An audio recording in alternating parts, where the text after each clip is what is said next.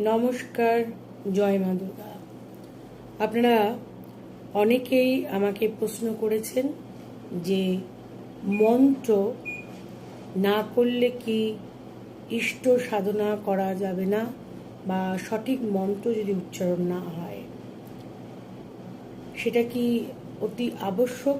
মন্ত্রই দ্বারা ভগবানকে সন্তুষ্ট করা যাবে? অনেকে উচ্চারণ করতে সমস্যা হয়। তাই দেখুন, যা মনন করে করা হয় তাই হচ্ছে মন্ত্র।